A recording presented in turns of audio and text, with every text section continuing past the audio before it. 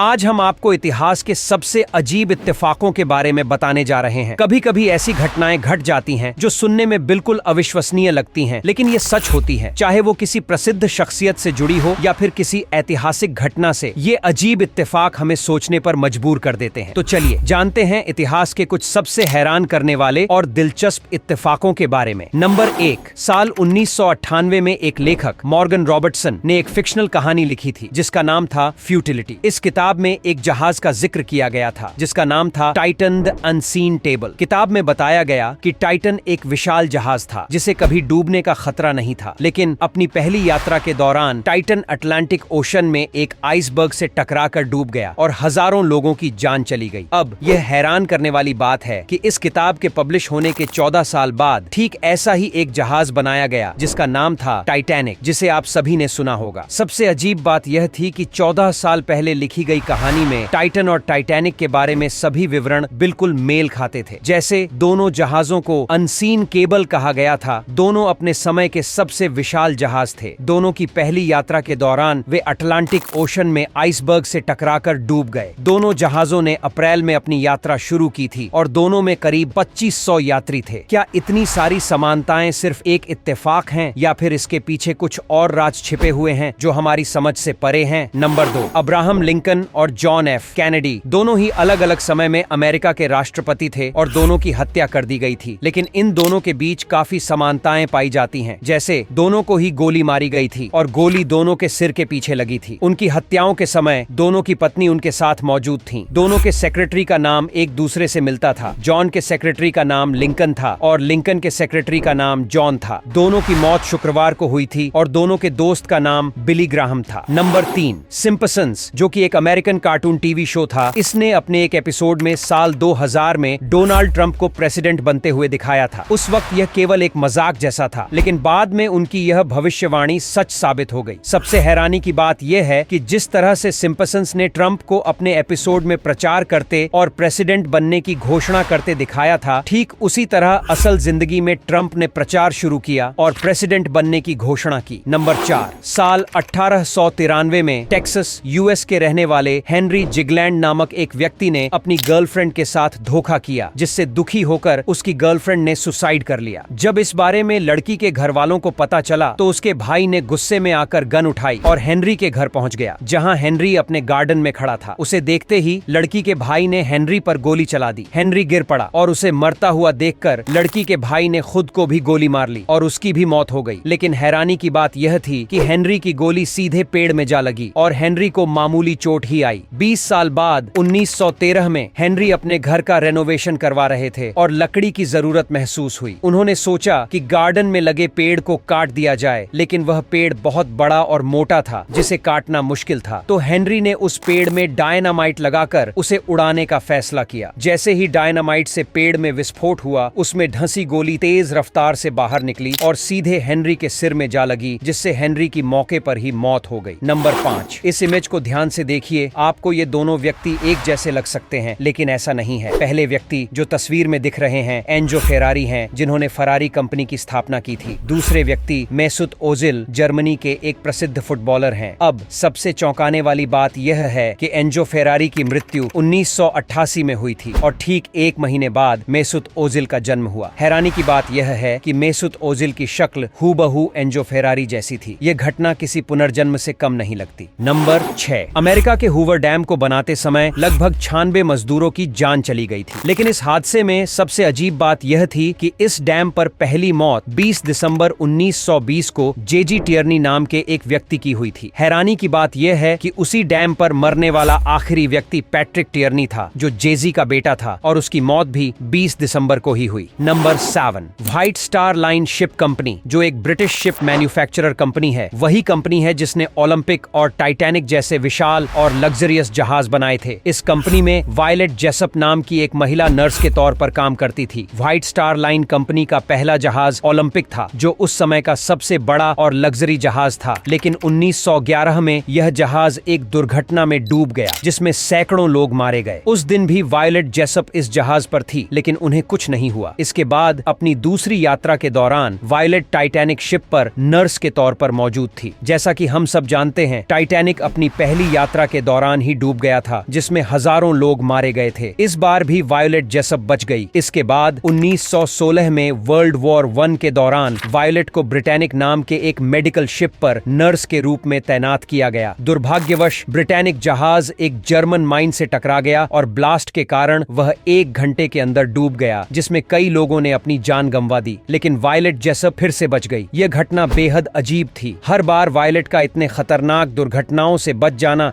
क्या उनकी किस्मत थी, या जिस जहाज पर वह होती थी उसका डूबना उनकी मनहूसियत थी? दोस्तों, उम्मीद करते हैं आपको हमारी यह वीडियो पसंद आई हो। अगर वीडियो अच्छी लगी तो वीडियो को लाइक जरूर करें। मिलते हैं नेक्स्ट वीडियो में। धन्यवाद।